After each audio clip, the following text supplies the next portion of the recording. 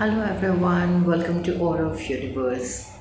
आपको पता है कई बार क्या होता है कि हम लोग अपने वॉलेट में ऐसी बहुत सी चीज़ें रख लेते हैं जो हमें नहीं रखनी चाहिए, बिकॉज़ हमें उसके बारे में नॉलेज ही नहीं होती है कि ये चीज़ें सही है या नहीं। आज मैं यहाँ पर आपको बहुत ज़्यादा नहीं बट छोटी सी एक टिप दूँगी, जिसके ज़रिए आप अपने वॉलेट में हमेशा उन चीज़ों को रखेंगे जो आपके लिए बहुत ही अच्छी होंगी और उन चीज़ों को दूर रखेंगे जो आपके लिए नुकसान करती हैं। वॉलेट में ही कई ऐसी चीज़ें छुपी होती हैं। क्यों?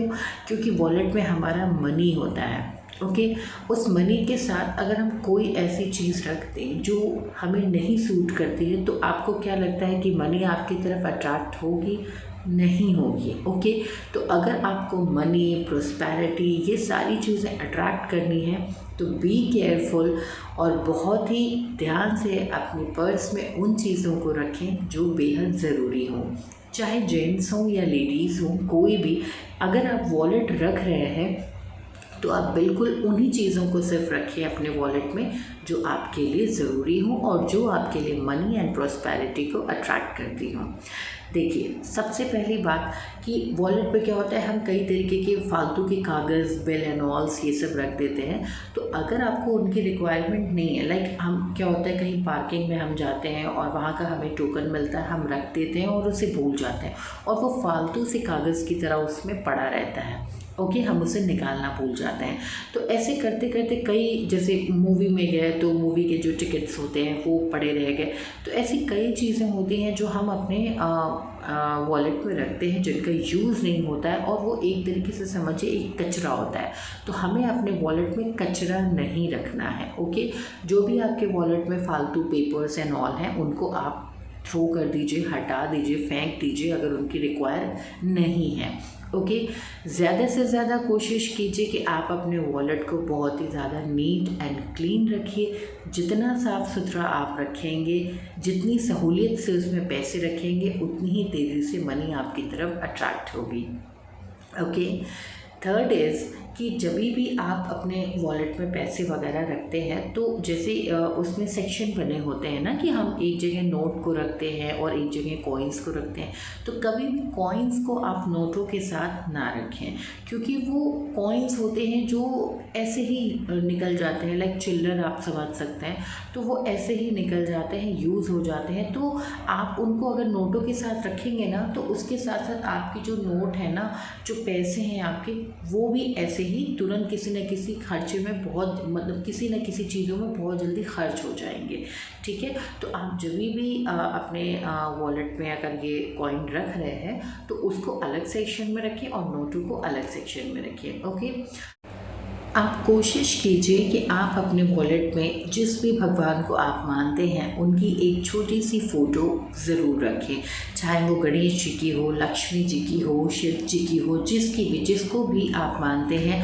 और चाहे आप किसी भी धर्म से बिलोंग करते हैं, आप हिंदू हो, मुस्लिम हो, सिख हो, ईसाई हो, जिस भी धर्म से आप बिलोंग करते हैं और अगर आप लॉ ऑफ अट्रैक्शन को मानते हैं तो आप इस चीज़ का बिल्कुल ख़याल रखें कि आप अगर अपने वॉलेट में जो भी आपके इष्ट देव हैं, अगर आप उनकी फ़ोटो रखते हैं तो ये बहुत ही ज़्यादा आपके लिए अच्छा है, क्योंकि ये मनी को तो अट्रैक्ट करता ही करता है, साथ ही साथ प्रॉस्पेरिटी भी लेकर आता है और जो हमारे फालतू के एक्सपेंस होते हैं उससे हमें बचाता है। ठीक है, क्यों? क्योंकि भगवान की जो भी फ़ोटो होती है ना, वो एक पॉजिटिव चीज़ों को सिर्फ अट्रैक्ट करती है।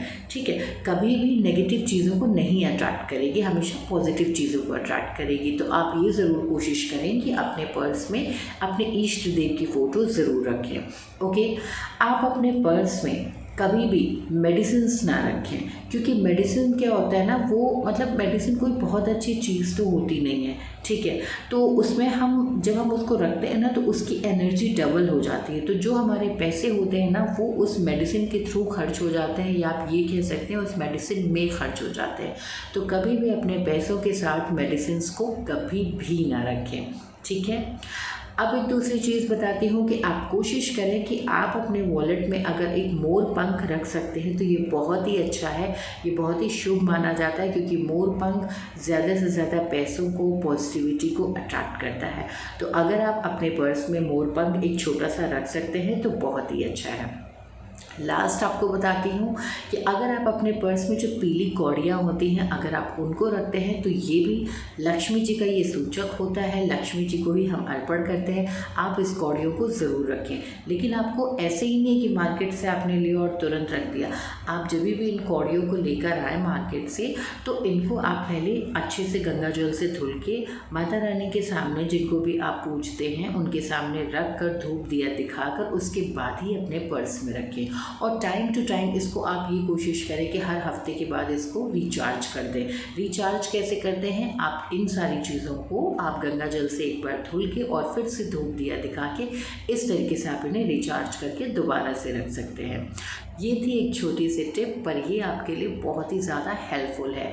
तो अगर अभी आपके पर्स में ज़रा भी कचरा बचा हुआ है ना, तो आप अभी के अभी अपने पर्स को क्लीन कीजिए और जो भी मैंने चीज़ें बताई हैं उनको ज़रूर फॉलो कीजिए। देखिए किस तरीके से आपके साथ पॉजिटिविटी हमेशा रहेगी और मनी का फ्लो बना रहेगा और मनी अट्रैक्ट होगी। फिर से मिलती हूँ आपके साथ एक न्यू वीडियो में, तब तक के लिए बाय बाय।